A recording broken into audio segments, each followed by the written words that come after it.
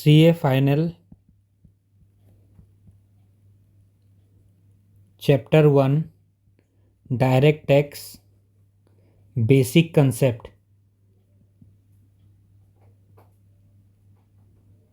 ठीक है, ये टेस्ट या नॉलेज है ना।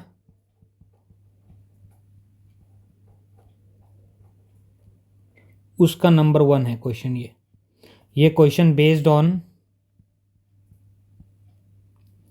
Application of income versus diversion of income. ये क्वेश्चन आप लोग इसका यदि application of income diversion of income क्या होता है ये देखना है तो आप मेरा पहला वाला लेक्चर देखिए, उसमें मैं डिफरेंस बता दिया हूँ। ठीक है, अब नंबर 1 हम लोग करने वाले हैं। तो देखिए तो क्या बोला है, पहले क्वेश्चन देख लेते हैं।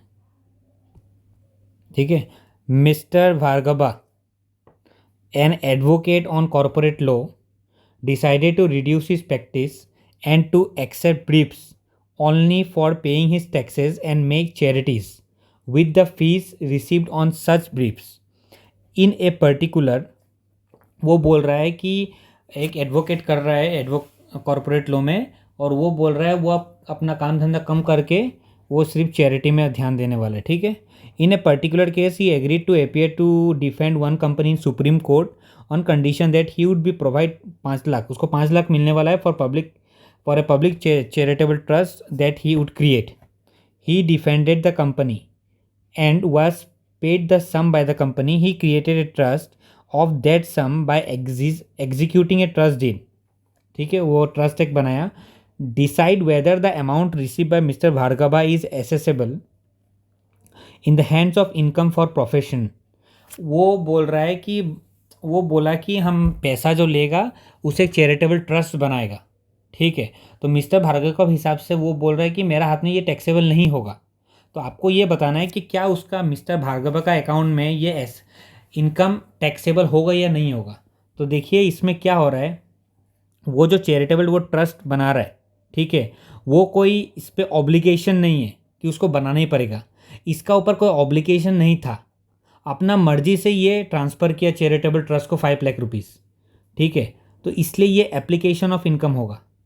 एप्लीकेशन ऑफ इनकम मतलब एसएससी के हाथ में ये टैक्सेबल होगा, क्योंकि वो चाहता तो उसको लेके दूसरा चीज़ में भी यूज़ कर सकता रहा, कोई ऑब्लिगेशन नहीं था उसका ऊपर, और ये कोई डीड में लिखा हुआ नहीं था कि इससे एक आपको ट्रस्टी बनाना पड़ेगा, क्या कोई बाय लॉ नहीं था, कोई ऑब्लिगेशन नहीं था। देखिए इंस्टीट्यूट ने क्या आंसर बोला है, in the instant case the trust was created by mister Bhargava himself, वो हिमसेल्फ बनाया है out of his professional income. वो जो प्रोफेशनल इनकम जो वो दिया, वो जो काम किया उसका उससे बनाया वो हिमसेल्फ, कोई उस पर कोई मतलब कोई ऑब्लिगेशन नहीं था।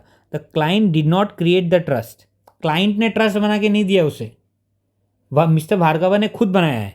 The client did not impose any obligation, कोई ऑब्लिगेशन नहीं था उसको और बनाने के लिए। In the nature of a trust और in the nature of a trust binding on mister Bhargava, thus there is no diversion of income. ये डाइवर्जन ऑफ इनकम नहीं होगा of the money to the trust before it became professional. पहले वो professional income उसका बनेगा, फिर वो trust बनेगा, मतलब पहले उसका पास आया तो मतलब उसका ऊपर टैक्सेबल होगा वो।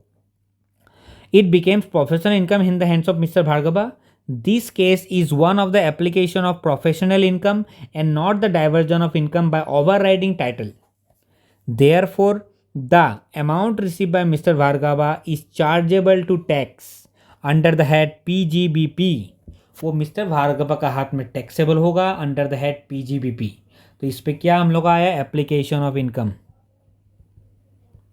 एप्लीकेशन ऑफ इनकम समझ में आया, क्योंकि वो मिस्टर भार्गवा का कोई ऑब्लिगेशन नहीं था कि उसको एक ट्रस्ट बनाना पड़ेगा, वो अपना मर्जी से बनाया है। पहले उसका पास पैसा आया तो उसको टैक्सेबल पैसा टैक्स देना पड़ेगा, उसका बाद वो ट्रस्ट में डालो, जहाँ डालो उसका मर्जी है। अगर आपको समझ में नहीं आया है अभी भी तो आप पहला वाला डाइवर्जन ऑफ इनकम और एप्लीकेशन ऑफ इनकम का डिफरेंस देख लीजिए ठीक से, फिर ये क्वेश्चन को करो तो आराम से आपको समझ में आएगा। Thank you. कोई डाउट होगा तो नीचे कमेंट करिएगा।